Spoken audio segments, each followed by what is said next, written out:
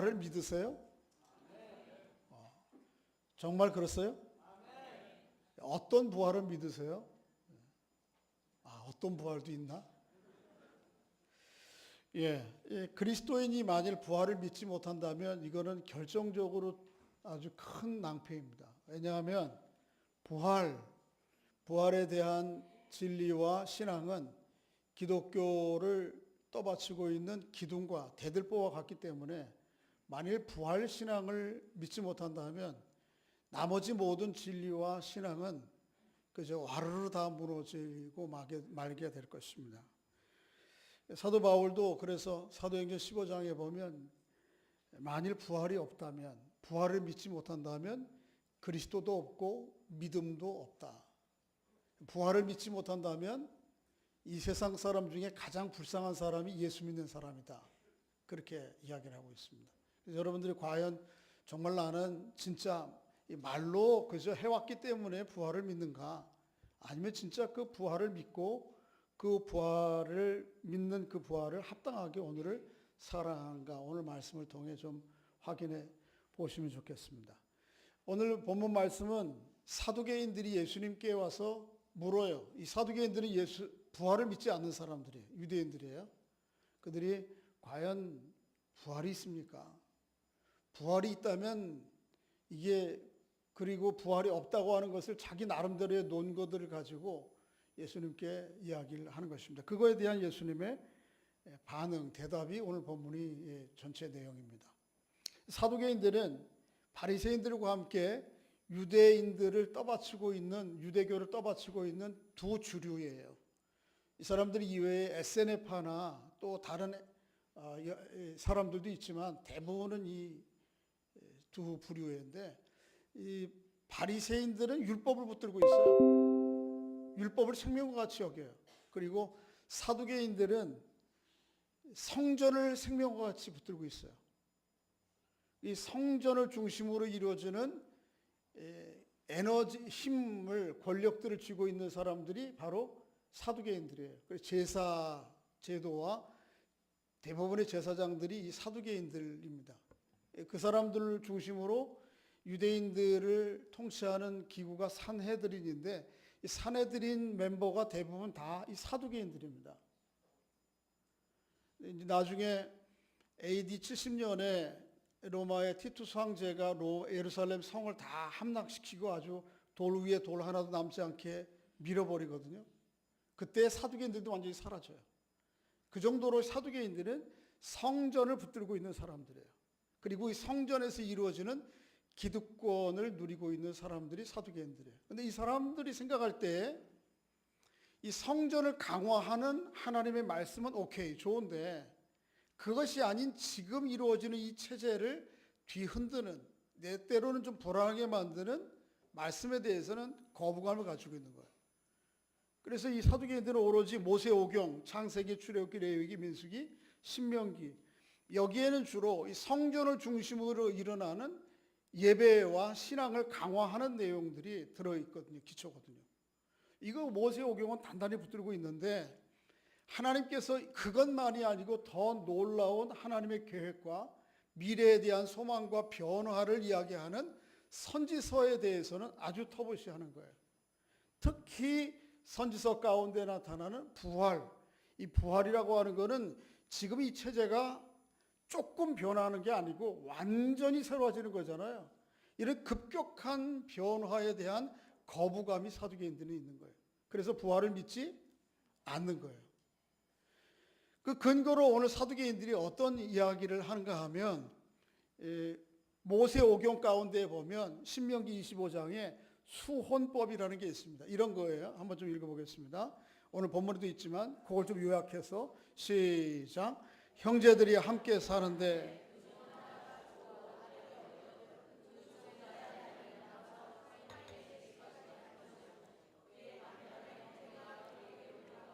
그를 맞이하여 아내로 삼아 그의 남편의 형제된 의무를 그에게 다할, 이런 것입니다. 고대 사회에 형제가 5 있는데 맏이 결혼을 했는데 자식 없이 죽었어요. 그러면 둘째 동생이 그 형의 아내 되었던 사람을 자기 아내로 삼아서 대를 이어주는 거예요. 우리나라에도 비슷한 게 있었잖아요. 그죠? 있었죠. 그죠? 어느 집안에 결혼을 했는데 아들이 없고 딸밖에 없어. 그럴 때 어떻게 해요? 양자를 삼아 주잖아요. 근데 그것과 약간 유사하지만 좀 다르죠.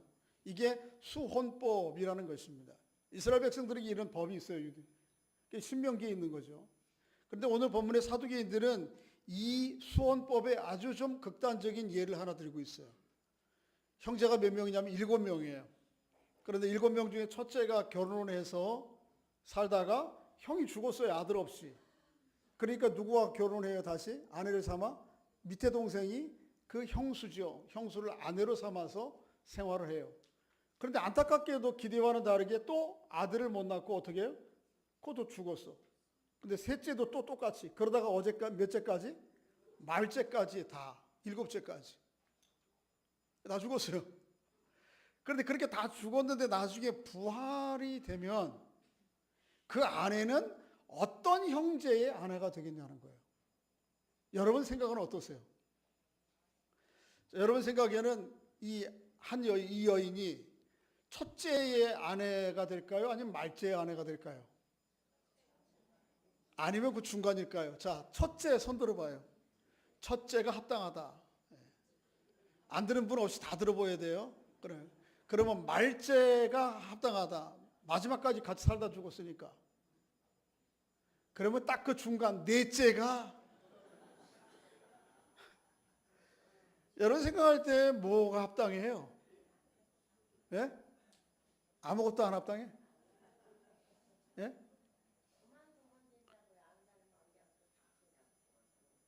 아니 다 그렇게 죽었는데 결국은 부활 때 누가 아내가 돼? 그 말은 어떻게 그만둬? 벌써 다 일이 저질러졌는데. 자 보세요. 자 첫째를 선택해도 동의 안 나는 분이 있을 거예요. 아직 마지막까지 살다 죽었으니까 마지막째 아내가 되지. 그것도 동의가 안 되는 분. 첫째의 대를 이어주기 위해서 그런 법이 생겼는데 당연히 첫째 거라고 아내가 되어야 된다고 합당하다. 근데 뭐를 해도 합당하지 않은 거예요. 이게 이성적으로 합리적인 판단으로 생각해 볼 때에 이거 딜레마예요. 이걸 근거로 사두개인들이 노리는 건 뭐예요? 보십시오. 부활이 있다고 생각하면 지금 이 문제가 얼마나 난감한 문제가 됩니까? 그런 걸 생각해 볼 때 부활은 있을 수가 없습니다라고 하는 주장이 사두개인들의 주장이에요. 사두개인들의 주장이 좀 이치가 좀 와 닿아요? 안 닿아요? 와 닿는 측면이 있어요, 우리에게. 오늘 우리 현대인들의 생각이 우리 이성적 합리적인 생각 그리고 대부분 사람들이 공유하는 다수의 의견들이 진리가 되는데 그리고 진리로 받아들이는데 그런 입장에서 생각할 때 야 어떻게 사람이 죽으면 그만이지 부활해? 그 말이 안 돼. 이런 생각들이 합리적인 생각이 기준이 되어서 부활을 있고 없고를 판단하려고 하는 합리적 이성들의 지혜를 가지고 잣대를 가지고 무기로 부활을 지워버리려고 하는 생각들이 이 시대에 팽배해요. 사두개인들은 이 사람들하고 굉장히 유사해. 오늘 우리들하고 그죠? 이거에 대해서 예수님께서 어떻게 말씀하시는지 살펴보겠습니다. 34절 한번 읽어보겠습니다. 시작. 예수께서 이르시되 이 세상의 자녀들은 장가도 가고 시집도 가되 저 세상과 및 죽은 자 가운데서 부활함을 얻기에 합당히 여김을 받은 자들은 장가 가고 시집 가는 일이 없으며 그들은 다시 죽을 수도 없나니 이는 천사와 동등이요 부활의 자녀로서 하나님의 자녀입니다. 자 보세요. 예수님의 말씀은 이거예요. 부활이 어떤 건지 우리에게도 잘 좀 정리해 주게 하는 말씀인데 이 세상 34절에는 이 세상이 나오고요. 35절에는 무슨 세상이 나와요? 저 세상.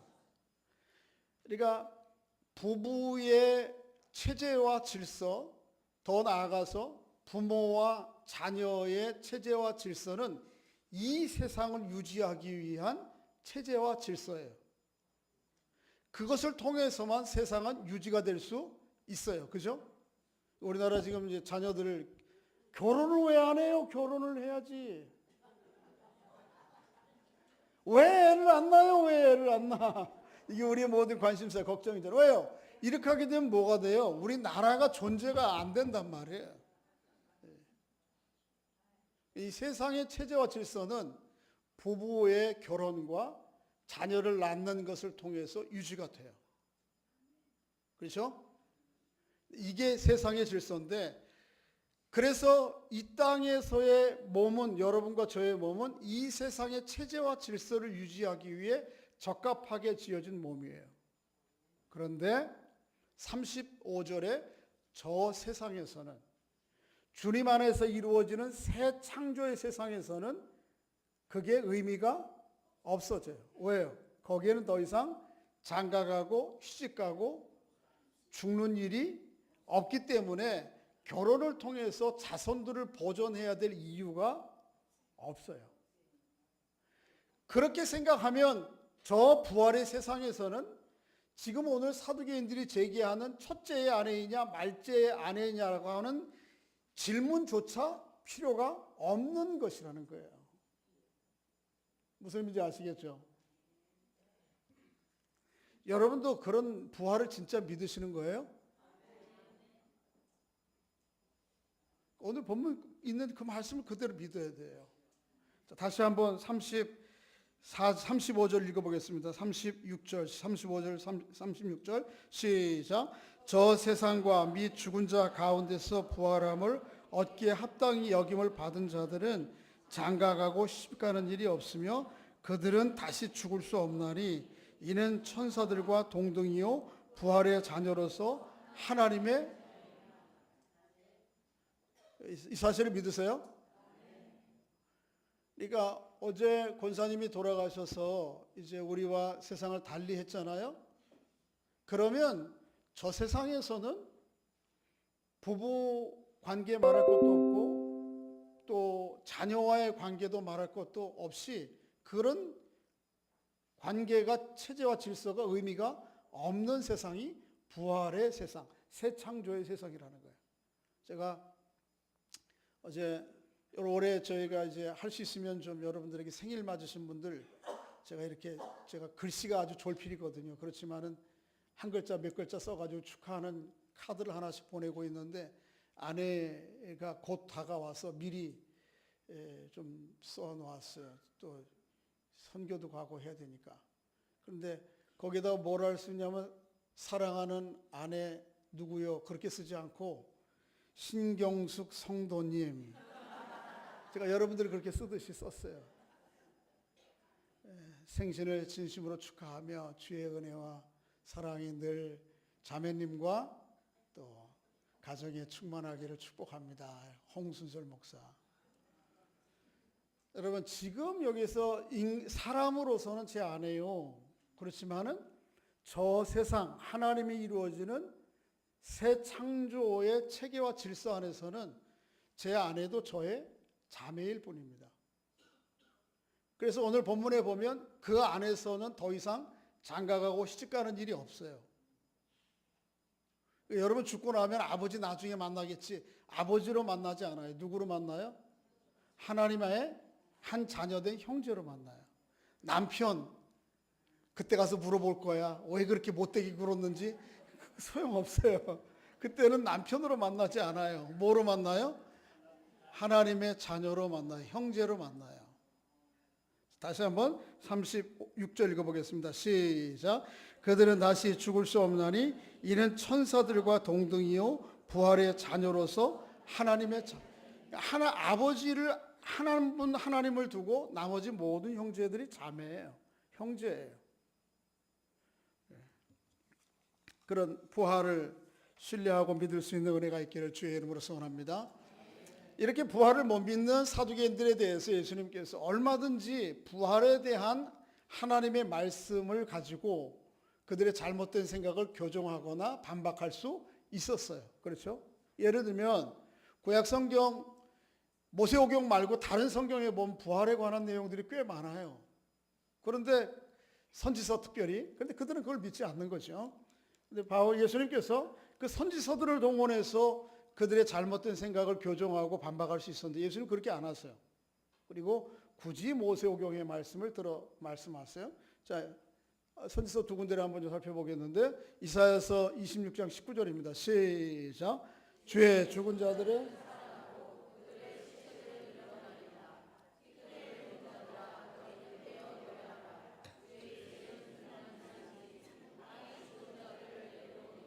선지서는 분명히 얘기해. 이사야 선지서는 죽은 자들은 어떻게 하고 살아나고, 그 다음에 티끌에 누워 있는 자들이 뭐예요? 우리 흙 속에 우리가 묻혀 있는 상태를 비유적으로 얘기하는 거잖아요. 그들은 또 땅에 죽은 자들은 결국은 어떻게 내어놓게 될 것이라고 하는 부활의 이야기들이 있어요.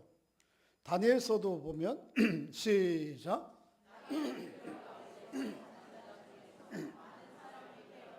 영생을 받는 자도 있겠고 수치를 당하여서 영원히 부끄러움을 당하지 아니할 자도 있을 것이며 너는 가서 마지막을 기다리라. 이는 너희가 평안히 쉬다가 끝날에는 내 몫을 누릴 것입니다.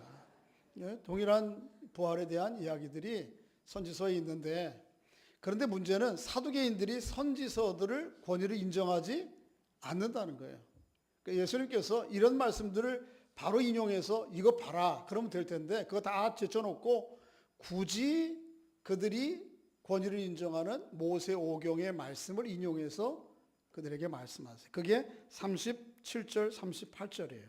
한번 읽어보겠습니다. 오늘 본문 시작. 죽은 자가 살아난다는 것은 모세도 가시나무 떨기에 관한 글에서 주를 아브라함의 하나님이요 이삭의 하나님이요 야곱의 하나님이라 칭하였나니 하나님은 죽은 자의 하나님이 아니요 살아있는 자의 하나님이시라. 하나님에게는 모든 사람이 살아있느니라 하시니. 자 보세요.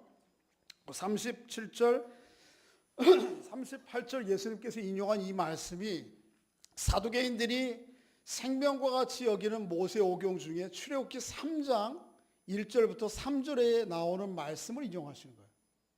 왜 그래요?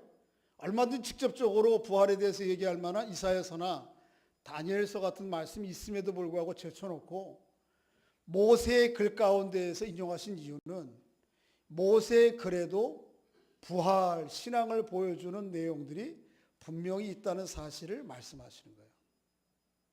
그래야 그 권위들을 그들이 인정하니까, 사두개인들이. 자 보세요. 죄송합니다.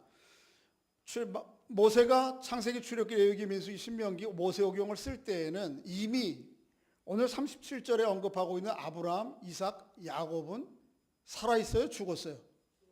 죽어있지. 왜냐하면 그들보다 수백 년 전의 사람이니까. 그렇죠? 그들의 조상이지.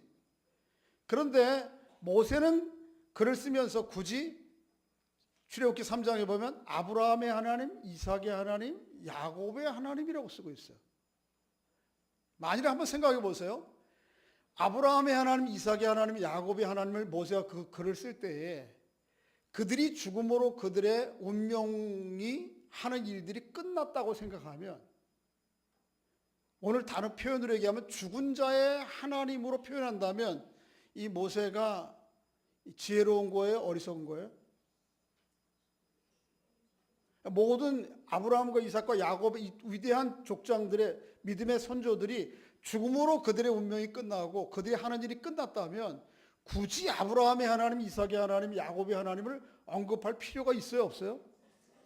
다른 말로 얘기하면 여러분과 제가 신앙생활을 하는 것이 죽음으로 모든 것이 끝난다고 생각하면 내가 믿는 하나님 의미가 있어요? 없어요? 왜? 그거는 산 자의 하나님이 아니고 누군 자의? 죽은 자의 하나님이 끝나는 것이니까. 그런데 모세는 분명히 아브라함과 이삭과 야곱의 하나님이라고 글을 쓸 때에는 죽음으로 끝나는 하나님의 역사와 그들 안에 있던 하나님의 일하심을 쓴 것이 아니고, 그들이 비록 육신적으로는 사라져 우리 앞에 없지만 여전히 하나님 안에 살아서 또 하나님이 그들을 통해서 하신 일들이 여전히 유효한 그거를 기록하기 위해서 아브라함의 하나님, 이삭의 하나님, 야곱의 하나님이라고 기록한 것이라는 거예요. 그것을 38절에는 이렇게 한번 해석하죠. 한번 다시 한번 읽어보겠습니다. 시작. 하나님은 죽은 자의 하나님이 아니요 살아있는 자의 하나님이시라. 하나님에게는 모든 사람이, 이걸 보라는 거예요. 모세가 만일 죽어서 끝날 운명의 사람들이라면 굳이 아브라함의 하나님, 이삭의 하나님, 야곱의 하나님을 왜 언급했겠느냐. 비록 그들이 육신적으로는 눈앞에 없어졌지만 그들은 하나님 안에서 여전히 어떻다? 존재하고 있다는 거죠. 여러분, 이 땅에 있는 모든 사람들의 존재는 죽음으로 끝나지 않습니다. 이 땅에 있는 모든 사람들의 존재는 하나님 안에서 영원합니다.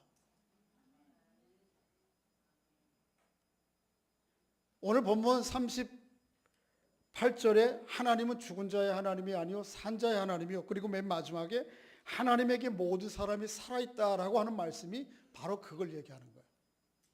그래서 아브라함과 이삭과 야곱은 눈앞에 육신적으로 사라져 없어졌지만 그들의 존재가 사라진 게 아니에요. 하나님 안에서 여전히 존재하고 있고, 그 하나님을 믿고 신뢰하는 사람들에게는 그들의 지금 신앙으로 고백하는 것으로 멈추지 않고 실제적인 그리스도와 같은 부활의 몸으로 새롭게 등장할 것이라고 하는 것을 얘기하는 거예요.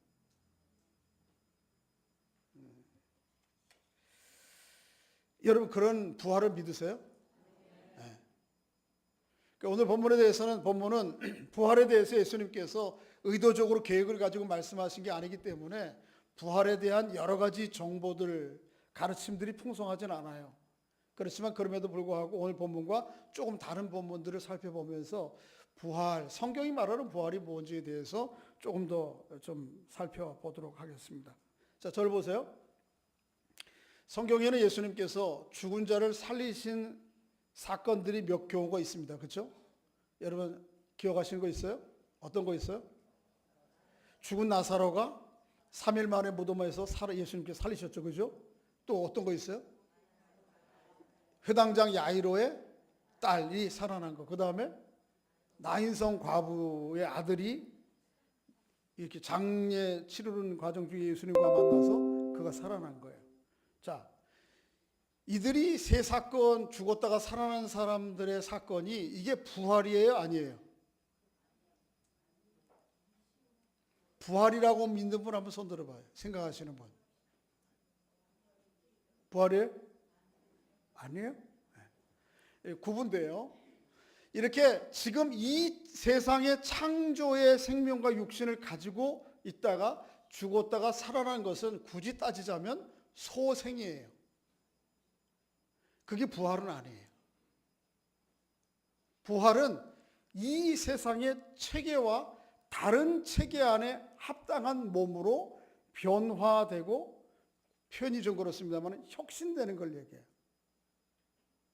그러니까 아무리 야이로의 딸 나사로가 죽었다가 살아도 그 사람들이 이후에 병들고 약하고 죽었을까요? 안 죽었을까요? 죽었습니다. 그 여전히 그 이 세상의 죽음의 틀, 체제 안에 있는 거예요. 부활은 그게 아니에요. 부활은 어떻게 한다고 그랬어요? 부활하는 자는 죽지, 오늘 본문에 보면 그렇죠. 다시 죽지 않는다 표현하지 않고 그들은 다시 죽을 수 없나니 그렇게 얘기해요. 그러니까 여러분 이 세상의 육신의 몸이 죽었다가 살아난 경우는 성경 이외에도 종종 다른 문화 상황 가운데도 일어나요. 근데 그걸 부활이라고 이야기하지는 않아요. 부활은 그거와 다른 거예요. 부활은 뭐예요? 부활은 저 새로운 세상, 저 세상이라고 표현된 하나님의 새 창조에 합당한 몸으로 변화되는 것을 부활이라고 그래요.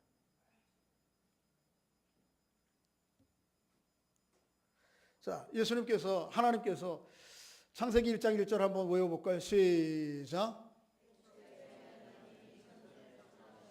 태초에 하나님이 천지를, 그런 것처럼 아무것도 없는 상태에서 하나님께서 말씀으로 세상을 만드신 거잖아요. 그것처럼 그걸 초창조라고 표현한다면 예수님으로 말미암아 이루어지는 창조를 새 창조라고 얘기해요. 그 첫 창조가 오늘 34절에 나오는 이 세상이고, 예수 그리스도로 말미암아 이루어지는 새 창조를 저 세상이라고 표현한 거예요. 히브리서 1장 2절 한번 읽어보겠습니다. 시작. 이 모든 날 마지막에는 아들을 통하여 우리에게 말씀하셨으니 아들을 만유의 상속자로 세우시고 또 그로 말미암아 모든 세계를 지으셨. 이거는 뭐예요? 창세기 1장 1절에 나오는 그 첫 창조를 얘기하는 거예요? 아니에요? 아니죠. 이 모든 날 어떤 때? 마지막에. 이 세상의 시간의 끝에서 하나님이 새로운 예수 그리스도로 말미암아 새로운 세계를 지으신다고. 이거를 새 창조라고 그래요. 부활은 이 첫 창조가 아닌 새 창조에 합당한 몸으로 변화되는 것을 부활이라고 그래요.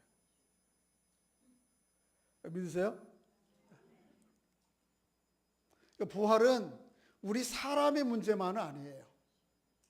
사람의 문제만이 아니고 뭐의 문제예요? 온 세상의 문제예요. 표현이 좀 그런 표현이 잘못되면 오해할 수 있는데 부활은 사람만 부활하는 거 아니에요. 세상 전체도 새로운 세상으로 창조돼요.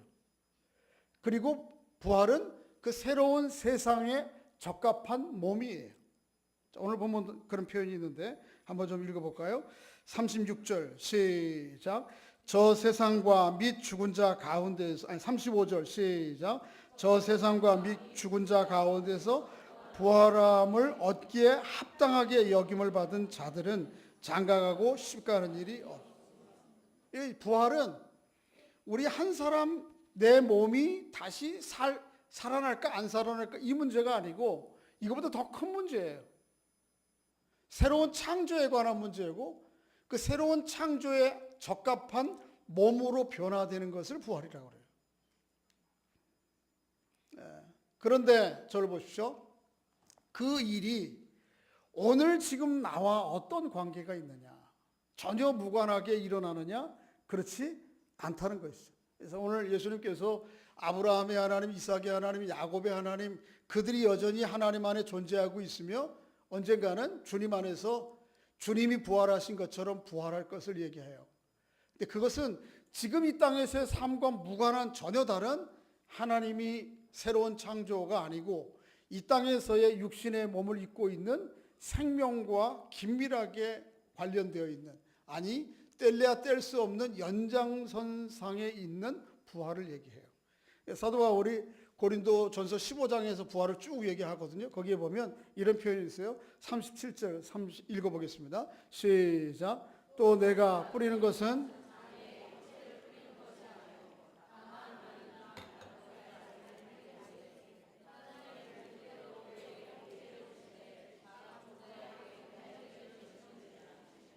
네, 보세요. 경동시장에 가면은 씨앗 파는 상점이 있잖아요. 그죠? 근데 그 씨앗이 뭐 조금 씨앗 모양도 있고 차이가 있지만 여러분 그 씨앗을 보면 이거는 밤나무, 이거는 배나무, 표시가 구분돼요, 안 돼요? 다 그게 그거 같아요. 그냥 작은 알갱이 씨앗이에요. 그런데 문제는 그 안에는 원래 그 종자가 가지고 있는 형체가 들어있어요, 안 들어있어요? 들어있는 것처럼 오늘 여러분과 제가 가지고 있는 이 몸은 바로 그 씨앗과 밀과 알갱이와 같아요. 그런데 이 몸은 결국 그리스도 안에서 부활의 몸으로 회복될 것을 그렇게 표현한 것이죠. 그 다음에 좀 더 구체적으로 바울이 얘기하는데 시작. 육체는 다 같은 육체가 아니요 하늘에 속한 육체도 있고 땅에 속한 형체도 있으나 죽은 자의 부활도 그와 같으니 썩은 것으로 심고 썩지 아니할 것으로 다시 살아나며 욕된 것으로 심고 영광스러운 것으로 살아나며 약한 것으로 심고 강한 것으로 다시 살아나며 육신의 몸으로 심고 신령한 몸으로 다시 살아나나니 육의 몸에 있은즉 또 영의 몸도 있느니라. 여러분과 저의 몸이 마치 이 작은 알갱이와 같이 썩어져 없어지고 때로는 표현이 좀 그렇습니다만 욕되다, 이런 표현이 욕되다라기보다 잘못하면 좀 오해할 수가 있겠는데 이건 뭐냐 하면 예를 들면 우리 20대 초반에 우리 자매들을 보면 아무것도 안 발라도 빛이 나잖아요. 안 그래요? 권사님들은 뭘 발라도 빛이 안 나요. 뭘 발라도 하얗긴 해, 좀 표시가 나서. 근데 그걸 얘기하는 거예요. 여기 이 사람들은 아무것도 안 발라도 빛이 나는 영광스러운 얼굴을 가지고 있고, 여긴 뭘 발라도 그 모양이 그 모양이고, 우리 몸은 그렇게 늙는 거예요. 병들고 약해지는 거예요. 그런데 그것처럼 오늘 우리의 몸이 그렇게 욕되고 때로는 뒤에 보면 약해요. 병들고. 그렇지만은 부활의 때에는 이 몸을 근거로 어떻게? 영광스러운 몸으로 변화되고, 약한 몸이 아니고 어떤 몸으로? 강한 몸으로 변화되고, 육신의 한계, 몸의 한계만이 아닌 신령한 몸으로 변화되는 것이, 그게 바로 부활이라는 거죠. 그러니까 여러분 아무리 그런 고민 한번 안 해보셨어요? 저는 옛날에 그런 고민을 해봤어요. 부활 때 2kg 부활할까, 아니면 지금의 제 사람들이 제일 좋아하는 스탠다드 185로 할까, 아니면 이 얼굴로 부활할까, 아니면 장동건이처럼 만들어 주실까, 때로는 이런 고민을 해봤는데, 그렇죠. 고민 전혀 할 필요가 없는, 우리가 생각하지 못하는 놀랍게 하나님의 변화와 변형들이 일어날 것을 부활은 약속하고 있어요. 그런 소망 가운데 살아가는 은혜가 있기를 주의 이름으로 축복합니다. 너무 지금 이 자리에서 키가 작으니, 못생겼느니, 약하니, 병들었느니 그럴 필요 없어요. 하나님께서 놀랍게 저 세상에, 하나님이 창조하신 새 창조의 세상에 적합한 몸으로 변화시켜 주실 것을 바라보면서 그 소망 가운데 살아가는 은혜가 있기를 주의 이름으로 축복합니다. 그 부활의 생명이 어디에 심겨져 있어요? 지금 이 몸 안에 심겨져 있다고. 마치 작은 알갱이 씨가 나중에 놀라운 형체로 영광스럽게 드러나듯이, 그 부활의 생명의 역사들이 오늘 우리 안에 시작되고 있다는 것을 바울은 그렇게 얘기를 하고 있습니다. 자, 이 부활이 누구에게서부터 시작됐어요? 예수 그리스도를 통해서. 제일 먼저 부활하시는 분은 누구예요?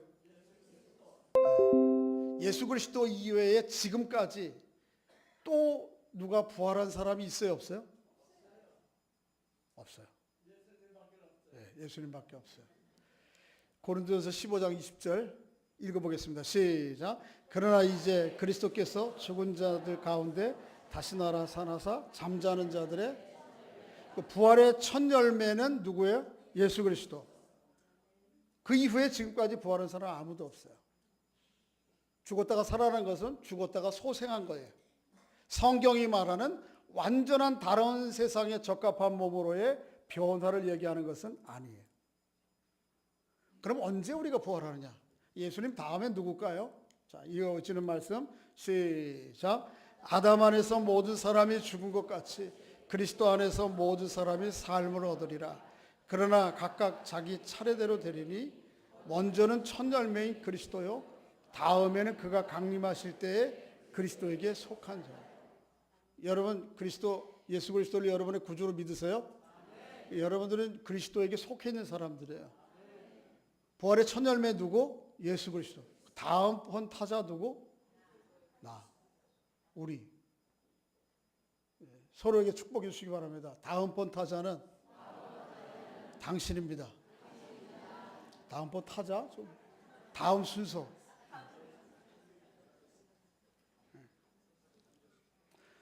아무도 그리스도 이외에 아무리 위대한 믿음의 선진들도, 아브라함도, 오늘 본문에 나온 이삭도 야곱도 부활하지 못했어요.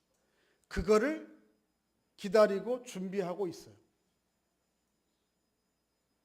분명한 것은 그리스도 다음에 우리가 부활할 것이라. 언제? 주님 강림하실 때, 그때 부활해요. 주님 강림하실 때 그때 무덤에 있는 사람들이 다 일어나는 거예요. 할렐루야. 그 소망 가지고 오늘을 살아가는 은혜가 있기를 주의 이름으로 축복합니다. 그 주님을 오늘 지금 여기에서 신뢰하고 바라보는 게 참 중요해요. 왜? 이미 그 부활의 생명이 누구 안에 심겨져 있어요? 내 안에 심겨져 있으니까 그 부활에 대한 진리의 말씀을 붙들고 그 능력 가운데 오늘을 살아가는 게 소중한 거예요. 내가 지금 아무리 약해도, 병들어도, 못났어도 그럼에도 불구하고 이 세상에서는 전혀 경험하지 못한 놀라운 부활의 역사들이 나에게 이루어질 것이라고 하는 믿음과 소망 가운데 살아가는 것이 그리스도인의 삶이에요. 오늘 본문 맨 마지막 절 부분들을 좀 읽고 정리하고 마치겠는데 38절 하반절 읽어보겠습니다. 38절 읽어보겠습니다. 시작. 하나님은 죽은 자의 하나님이 아니요 살아있는 자의 하나님이시라. 하나님에게는 모든 사람이 38절 하반절에 보면 하나님은 뭐라고 그랬어요? 하나님에게는 모든 사람이 어떻게 했다? 자 보세요. 아브라함과 이삭과 야곱, 오늘 본문을 기록하고 있는 데 등장하는 제자들도 살아있어요? 안 살아있어요? 우리 눈에는, 이 세상의 눈에는 있어요? 없어요? 안 보여. 그러나 그들이 여전히 하나님 앞에 존재해요? 안 존재해요? 존재해. 그 말이에요. 세상에 사는 모든 사람들은 하나님, 우리의 눈에, 우리의 육신 눈으로는 사라져 없어진 것 같지만 하나님 안에는 여전히 존재하고 있어요. 오늘 본문 이 말씀을 조금 이해가 어려워서 다른 성경을 좀 번역 성경을 찾아보니까 세번역에는 이렇게 되어 있어요. 한번 읽어보겠습니다. 시작. 모든 사람은 하나님과의 관계 속에서 살고 있다. 누구도, 여기에서 모든 사람은 오늘 본문의 정황상에서 얘기하면 누구를 얘기해요? 아브라함과 이삭과 야곱 뿐만 아니고 이 세상에 있는 모든 사람들은 누구와의 관계 속에 살아요? 하나님과의 관계 속에 놓여 있어요. 제가 좀 번역하자면 그렇게 했을 것 같아요. 모든 사람은 하나님과의 관계 속에 놓여 있다. 우리 눈앞에 볼 때는 이미 사라진 것 같아. 죽은 것 같아. 존재가 없어진 것 같아. 아니요. 하나님 앞에는 여전히 살아있어요. 존재하고 있어요.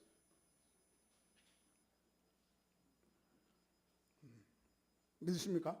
네.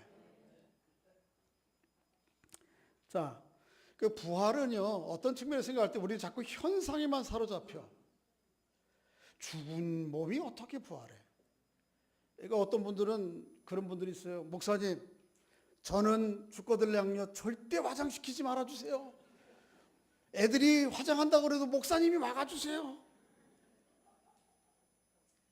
권사님 왜 그러세요? 그러면 불로 다 태워버리면 나중에 어떻게 부활해? 그러지 않아요? 상관없어요. 화장하든. 우리의 육신의 존재는 이 세상에 적합한 체제와 물질을 가지고 만들어졌지만 부활은 하나님의 새 창조에 합당한 틀로 만들어지는 거예요. 동의가 잘 안 되는데 여러분 저를 보세요. 물건을 위에서 던지면 땅 위로 어떻게 하죠? 떨어지죠. 이게 모든 세상에서 다 동일하게 이루어지는 법칙이에요? 아니에요? 아니요. 사람이 물 위를 걸어가면 물에 빠져요? 안 빠져요? 빠지죠. 이게 이 세상 모든 곳에서 이루어지는 법칙이에요? 아니에요? 대답이 좀 궁색해졌네. 아니에요. 자, 저를 보세요. 제가 이거 검색을 좀 해봤는데 정확한 답을 못 찾았어요. 만유 인력이 미치는 중력이 미치는 거리가 지구로부터 몇 킬로인가?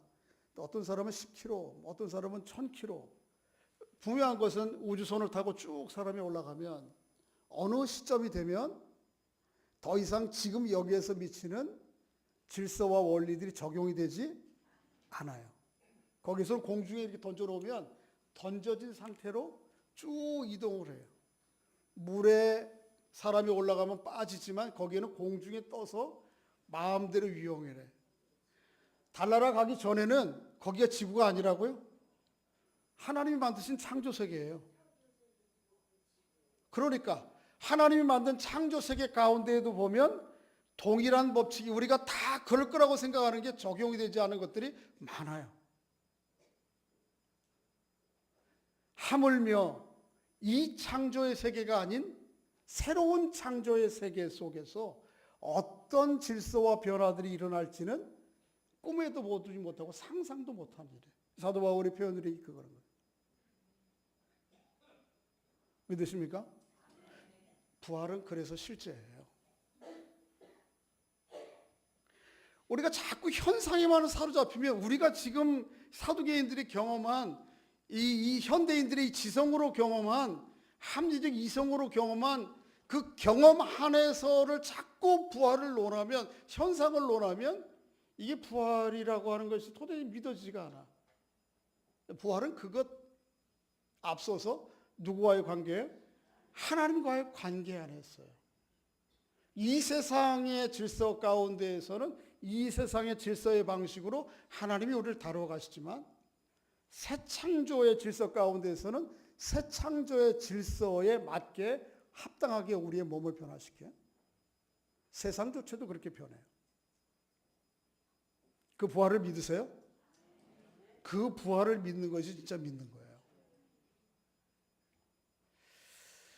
오늘 여기에서의 하나님과의 관계가 그래서 중요해요. 왜?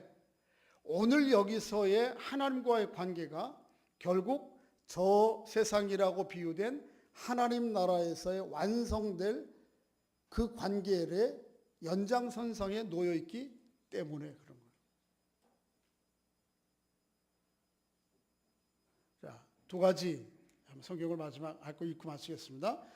그런 이 세상과 오는 세상에 이루어질 일들에 대해서 사도 요한은 이렇게 표현하고 있어요. 요한복음 5장 25절 29절 시작. 진실로 진실로 너에게 이르노니 죽은 자들이 하나님의 아들의 음성을 들을 때가 오나니 곧 이때라. 듣는 자는 살아나리.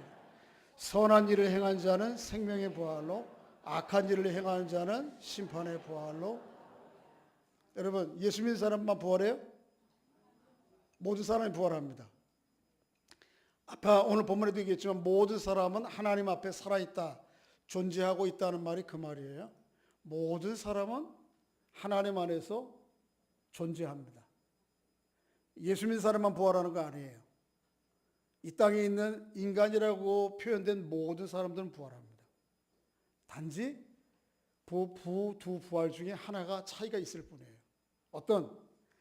선한 일을 행한 자라고 표현된 요 앞에 22절에 보면 하나님을 아버지로 공경하고 예수 그리스도를 하나님 보내신 구세주로 인정하는 사람들, 그 사람들을 그 모든 일들을 가르쳐서 뭐라고 그래요? 선한 일, 윤리도덕적인 의미로 선한 일, 그런 얘기하는 게 아니에요. 선한 일을 행하는 자는 무슨 부활로? 생명의 부활로. 그 살아계신 하나님이 인정하지 않고 그 하나님이 보내신 예수 그리스도를 인정하지 않는 사람은 무슨 부활을 위해서? 심판을 위한 부활이 있어요.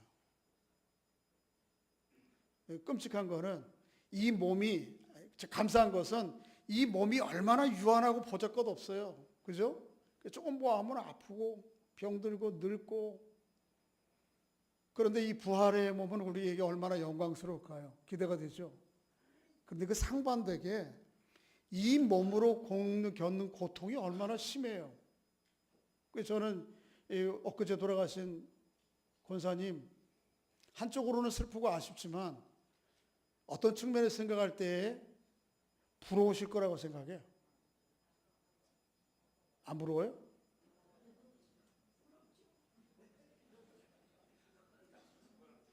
왜요? 아니, 기껏해야 여태 한 달 전만 해도 제일 젊다고 커피도 한번 쫓아다니고 즐겁게 봉사하고 그러다가 한 달 병원을 가지고 그냥 가셨으니, 우리가 아는 것처럼 우리 형제들 가운데 보면 벌써 병원에 몇 년씩 묶여 있는 사람들이 있는데 부럽지? 안 부러워요? 부럽지? 엄청 부럽대. 우리 검사님도 엄청 부럽대. 그거보다 더 바라기는 한 달은 너무 좀 길고 한 2, 3일 정도만. 근데 제가 왜 이 말씀을 드리려고 하냐면 이 몸으로 겪는 고난과 고통과 아픔이 이건데, 부활은 긍정적인 측면에서만 얘기하는 게 아니에요. 심판을 위한 부활로 말미암아 그 존재가 한 달이 아니요 영원할 것이라고 생각하면 이게 얼마나 우리에게 끔찍한 일이에요. 그래서 오늘 여기에서 그 부활의 주님을 믿음으로 앙망하며 경외하며 그 하나님과의 관계 속에서 살아가는 게 소중하다고 하는 것을 다시 한번 깨닫게 되는 거예요. 서로에게 한번 축복해 주시기 바랍니다. 너무 낙심하지 마세요. 보잘것없다고. 어떤 모습으로 부활할까요? 우리 주님과 같이 놀라운 모습으로 그리스도 안에 있는 사람들은 부활할 것입니다. 할렐루야. 생명의 부활로 부활하실 거예요. 표현할 방법이 없어서 생명의 부활이라고 표현했지만 영광스러운 놀랍게 변화할 것입니다. 그 부활하실 주님의 약속과 하나님의 은혜가 내 안에 있는 것을 기억하고, 비록 지금 오늘 약해도요, 병들어도, 때로는 고통스러워도, 죽음이 때로는 외롭고 슬프고 고통스러워도, 절망스럽게 느껴져도 이것이 내 삶이 끝이 아니고 그 이후에 놀라운 부활의 은혜가 우리에게 있을 것을 소망하며 살아가는 은총이 있기를 주의 이름으로 축복합니다. 이곳에 둘러앉은 모든 성도들 중에 어느 누구 한 사람도 생명의 부활에 이를지언정 심판의 부활에 이르는 사람은 없기를 주의 이름으로 축복합니다. 그렇게 오늘 주님과 함께 신실한 관계 속에 살아가는, 또 그 부활을 소망하며 살아가는 권속들 될 수 있기를 주의 이름으로 축복합니다. 우리 함께 기도하겠습니다. 하나님, 제 안에 이 부활의 진리가 명확해지게 하시고, 또 그 부활의 진리에 대한 믿음이 흔들림이 없도록, 또 그 소망 가운데 늘 새로운 소망과 능력으로 남은 생애를 살아가도록 하나님의 은혜를 베풀어 주시옵소서. 내가 주를 고백하는 것처럼 주님께서 놀랍게 부활의 열매를, 결과를, 영광을 우리에게 주실 것을 믿음으로 바라보며 살도록 은혜를 달라고 우리 한 목소리로 함께 기도하겠습니다. 아버지 하나님, 우리 감사합니다. 저희들을 사랑하셔서 아침에 기도하며 예배하며 하나님의 말씀을 열어 주님의 진리의 말씀이 무엇인지, 우리를 향한 약속이 얼마나 놀라운지 또 말씀을 통해 살펴볼 수 있도록 인도해 주시니 감사합니다. 그렇습니다. 사도 바울의 비유와 같이 부활이 없다면, 부활을 믿지 못한다면 그리스도도 믿음도 헛것이요 우리 세상에서 가장 불쌍한 자가 되고 말 것입니다. 하나님, 감사한 것은 우리가 기대하고 생각하는 것 이상으로 놀라운 부활의 아름다운 영광과 능력과 생명이 우리 안에 있음을 기억하며, 하나님이여, 신실하게 오늘을 하나님 안에서 모든 사람이 살아있다 말씀하셨는데 하나님과의 온전한 관계 속에 살아가는 저희들 될 수 있도록 주님 은혜를 베풀어 주시옵소서. 하나님, 오늘의 삶에 현실의 고통과 아픔 가운데, 때로는 늙음과 병듦 가운데 좌절하고 실망하지 않도록 도우시고, 그거를 뛰어넘어서 우리 안에 영원한 부활의 생명이 있음을, 또 부활이 아버지 하나님이 진행되고 있음을 신실하게 바라보며 그 믿음과 소망으로 승리하는 하나님의 사람들 될 수 있도록 주님 역사해 주옵소서. 예수님의 이름으로 기도하옵나이다. 아멘. 그